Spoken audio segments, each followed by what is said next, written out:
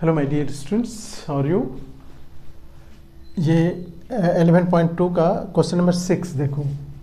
एक स्फेयर है जिसका कर्व सरफेस दे रखा है। कर्व सरफेस आप जानते हो कि स्फेयर का सरफेस, कर्व सरफेस को हो, सरफेस एरिया को हो, टोटल सरफेस को हो, एक ही होता है क्योंकि जस्ट एक राउंड शेप है ये।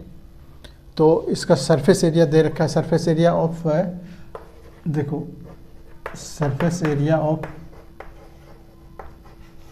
स्फेयर ये दे रखा है कितना, 154 ये दे रखा है। जबकि फॉर्मूला हमारे पास, ये जानते हो कि फॉर्मूला क्या है इसका, 4πr²। ये बराबर हो गया 154। अब हमको रेडियस निकालना है इसका। देखो रेडियस बराबर व्हाट, तो आप रेडियस तो कहीं से कुछ नहीं कर सकते हो। 4 को रहने दो, पाई का वैल्यू 22/7 रखो, ठीक है। आर के जगह पर, आर को अपनी जगह पर रहने दो, 1/4 भी अपनी जगह पर रहने दो। अब इसके नीचे हम 1 डाल सकते हैं। अब जी बीच में जब इक्वल्स टू है तो हम इसको क्रॉस मल्टीप्लाई कर सकते हैं, इसको इधर से, इसको इधर से। तो जब इस पूरे को मल्टीप्लाई करेंगे तो 1 से मल्टीप्लाई करना होगा, 4 × 22 × r²। ये बराबर हो गया, इसको इधर से 154 × 7, ठीक है। अब फिर r² बराबर हो जाएगा 154 × 7 अपॉन, ये नीचे आ जाएगा 4 × 22। अब यहाँ पर कैंसिल करना है। कैंसिल करने के लिए देखो, अब चूँकि देखो यहाँ पर 4 है, यहाँ पर मतलब इवन नंबर है, यहाँ पर भी इवन नंबर है, तो ये तो 2 से कटेगा ही।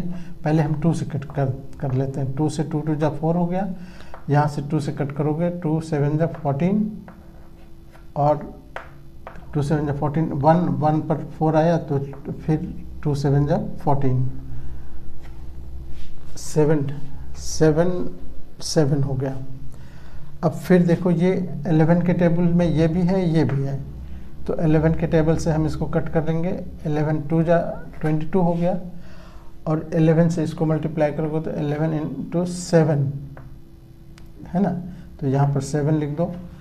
तो अब हमारे पास क्या आ गया, r² बराबर हो गया, देखो ऊपर 7 × 7 बचा, नीचे अब इस नीचे से कैंसिल नहीं कर सकता किसी को ये, तो यहाँ पर हम 2 × 2 लिख देंगे।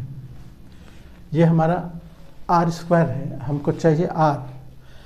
और आप जानते हो कि किसी के नंबर पर से अगर हम, जैसे x² अगर 16 है तो x बराबर आप क्या लिखते हो, 16 पर रूट डाल देते हो।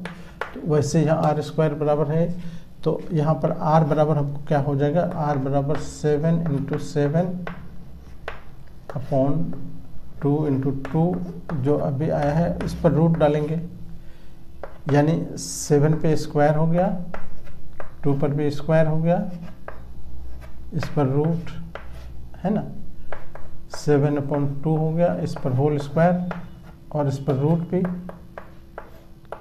अब ये होल स्क्वायर से रूट हट जाएगा, रूट कट गया, क्या बचा, 7/2 r का वैल्यू आया। अब r का वैल्यू 7/2 लिखो तब भी आंसर सही है। और अगर उसको चाहो कि तुम नहीं, हम इसको डेसिमल में अगर आंसर निकालना चाहो तो आप डेसिमल पे भी निकाल सकते हो। तो डेसिमल से क्या करोगे, 2 से डिवाइड करो, 2 3 जा 6, 1 आया, 1 बचा, और फिर 2 से मल्टीप्लाई डिवाइड करोगे, 2 5 जा 10, ये 3.5 सेंटीमीटर। इस तरह से 3.5 सेंटीमीटर, r बराबर फाइनली 3.5 सेंटीमीटर, ये हमारा आंसर हो गया, ठीक है।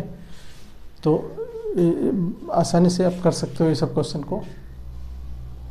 अगर यहाँ पर देखो, यहाँ पर हम चाहते तो मल्टीप्लाई भी कर लेते, यहाँ पर 47 से 49 हो जाता, 2 2 4 हो जाता, कटता फिर भी नहीं। फिर 79 का रूट 7 होता और 4 का रूट 2 होता। उस तरह से भी कर सकते हैं या इस तरह से जो देखें तो ठीक है। तो ये लॉजिक आपका थोड़ा क्लियर होना चाहिए। ओके।